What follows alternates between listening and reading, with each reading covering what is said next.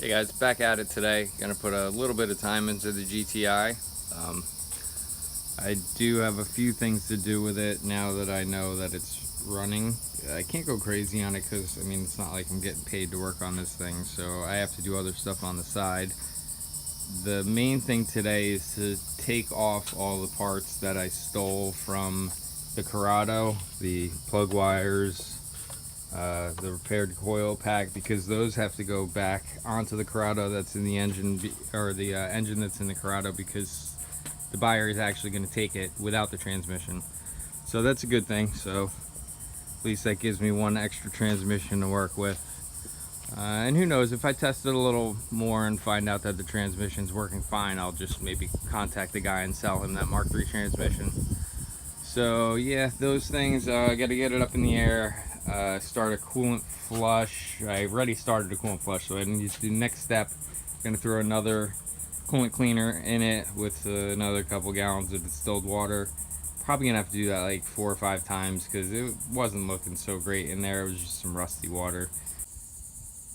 One of the first things I'm going to have to address in the cabin is this sound or insulation. I mean, I've scraped it off before and usually it can chip off pretty easily. This stuff is, I mean, we're in Florida, but this stuff is like tar. It's not like the stuff I'm used to seeing, or it is, but something's been put on it, or I mean, it's completely soft.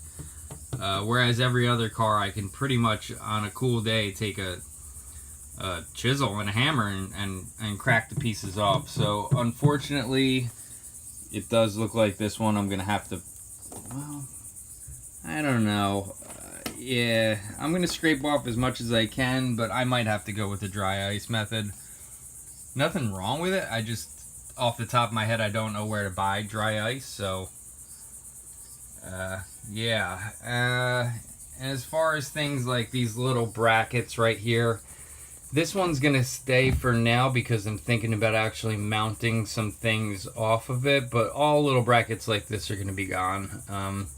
Even some things on the dash rebar.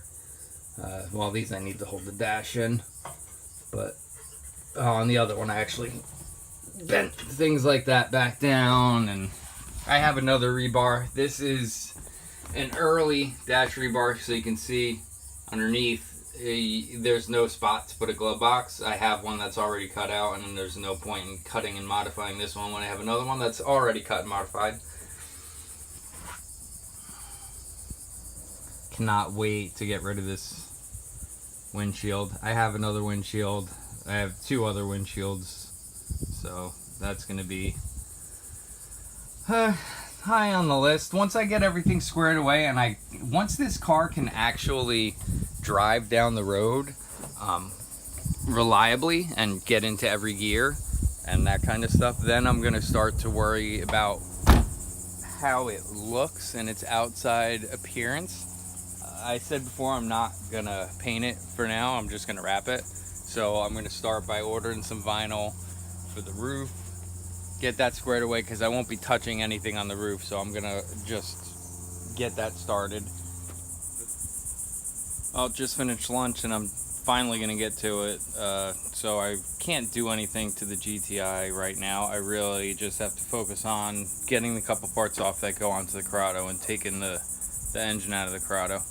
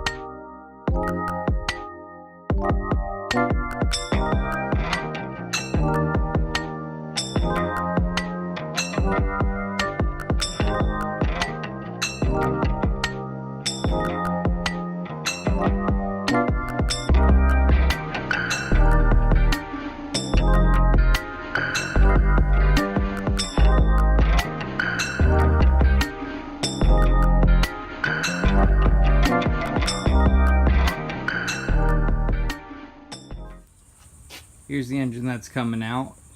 It's an OBD1 VR6 from a 95 Jetta GLX. The transmission is from a Corrado, and that's going to stay with me for the GTI project.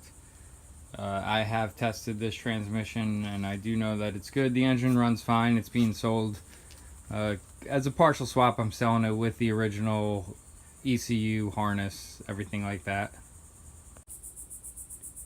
Engine's out. It was only just resting in there. I put it in when I got the Corrado from New Jersey to bring it down to Florida. I had this engine out and ready to go for it, and I just put it in there so when I put it on the trailer it would take up less space. Now I think long-term plans for the Corrado, it's not going to have a VR6, and if it does, it's not going to be this VR6, so I can get rid of this, free up some space. I'll most likely throw the 1.8 turbo from that car or a different one, or I'm toying with the idea of a 3.6 swap. Still not sure yet. This is a long time down the road.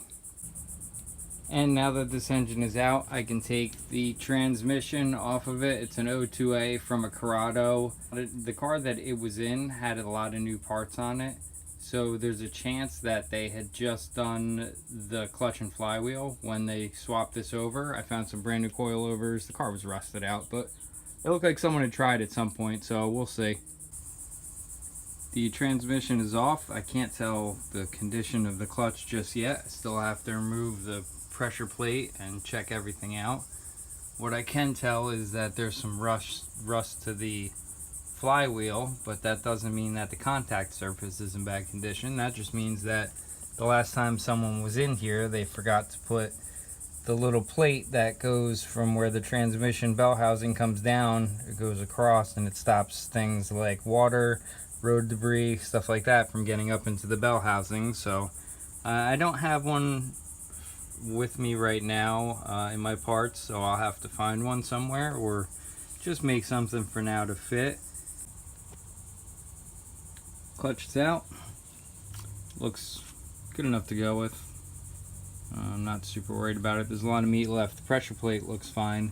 There is some glazing on the flywheel. It kind of looks to me as if someone did the clutch pack and did a clutch and pressure plate and did not take the flywheel off and have a machine shop resurface it. So I can't fit this on my lathe. I've never done anything like that anyway, and I don't think it's anything, even with the rotary table, I don't even know if I would want to do it on my milling machine. So I'll probably look for a local machine shop and just send that out. Okay, so the transmission I'm keeping is out. The engine is covered up, ready for the buyer to pick up tomorrow. I didn't mention it before, but I did end up taking a swinging engine to the face, so I'll probably have a nice black eye after that. Not the first time I've had a black eye from working on a car. A long time ago I was working underneath a 1990 Dodge Dakota. I was trying to free up rusted exhaust bolt or something like that, exhaust manifold. I think the Y pipe I was having problems with. So I was underneath pulling towards me and it slipped and I punched myself right in the face with a wrench in my hand and gave myself a nice black eye. So it happens. That was probably close to 20 years ago, so it's been a while. But yeah, it's gonna be a nice one. So I cleaned it enough to get the Transcode off of it. The Transcode is a CDM. Checked online, it is in fact a Corrado transmission. I was only going by what was sold to me as a Corrado transmission. I didn't verify it for sure, but it is. And from what I've read, that's gonna increase the acceleration, which is perfect for autocross. It's going to lose a little bit on the top end. Highway miles suffer a little bit. Your miles per gallon suffer a little bit because you're higher up in the RPMs for the same speed, but that's okay. I really don't plan on driving this on the highway too much. It's strictly going to be an autocross car, so some more acceleration is just what I want.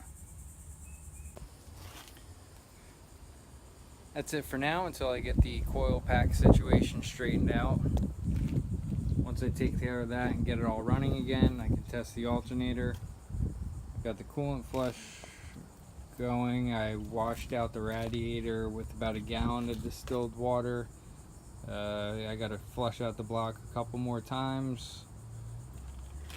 Do a few things like add the sender for the oil pressure gauge that's going in the cabin, add a couple wires for a volt gauge, possibly move the battery, and that's about it until I get things going with the Mark IV tower and with the Mark IV box and the O2J tower.